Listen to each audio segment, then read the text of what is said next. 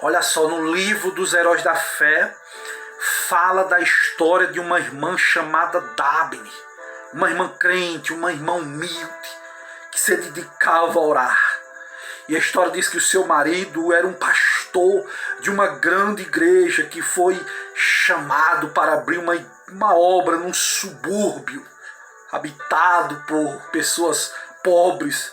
E no primeiro culto não havia nenhum ouvinte, não. Somente ela e ele estavam presentes. Ficaram desenganados naquela igreja. Era um campo muito difícil. O povo, além de ser pobre, era um povo depravado também. E a irmã Dabne viu que não havia esperança a não ser aclamar ao Senhor. E resolveu dedicar-se de forma persistente na oração e fez um voto a Deus. A irmã Dabne fez um voto ao Senhor e resolveu orar. Resolveu jejuar 3 dias e 3 noites, todas as semanas por um período de 3 anos. Ela entrava 3 vezes, 3 dias na semana, 3 anos, de dia e de noite orando.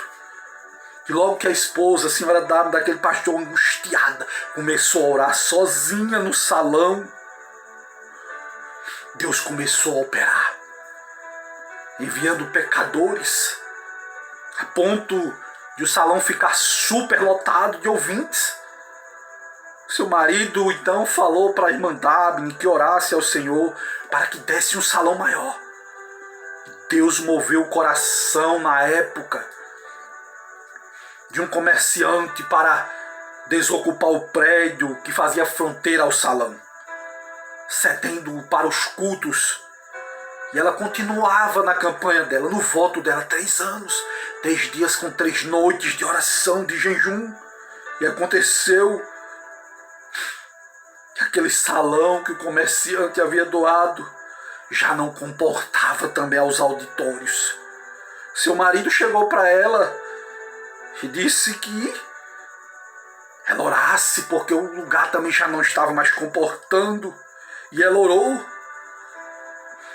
E Deus lhe deu um grande templo situado na rua principal daquele subúrbio. No novo templo, também a assistência aumentou, a ponto de muitos dos ouvintes serem obrigados a acompanhar as orações, as reuniões de pé nas ruas. Muitos foram libertos do pecado, batizados. Quando os crentes sentem dores na oração, é que começam a renascer as almas. Os que semeiam em lágrimas cegarão com alegria.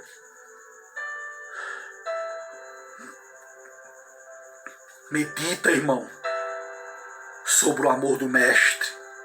O amor que é profundo como o mar, que contempla o horripilante espetáculo de desespero dos povos perdidos, até não mais poderes censurar, até não poderes descansar, até não poder mais dormir. Devemos meditar nisso.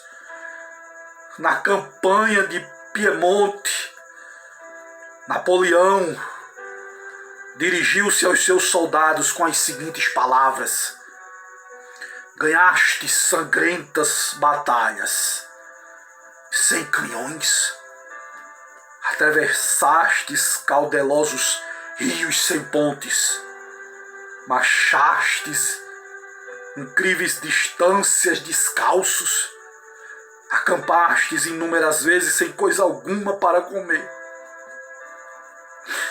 Tudo graças à vossa audaciosa perseverança. Mas, guerreiros, é como se não tivéssemos feito coisa alguma, pois ainda resta muito para alcançarmos. E aqui eu vou encerrar esta palavra. Ordecansto iramagahai. guerreiros da causa santa, nós podemos dizer o mesmo. É como se não tivéssemos feito coisa alguma. A audaciosa perseverança é-nos ainda indispensável. Há mais almas para ser salvas atualmente do que no tempo de George Miller, do que no tempo de Patton, do que no tempo de Spurgeon, de Moody, de Wesley. A Bíblia diz: ai de mim se eu não anunciar o Evangelho. A mim está posta essa obrigação. Não podemos tapar os ouvidos espirituais para não ouvir o choro, os suspiros de 8 bilhões de almas que estão na terra, que não conhecem ainda o caminho para o qual está indo. Preguemos o Evangelho e que as almas venham se render aos pés do Salvador. Que Deus te abençoe. Amém.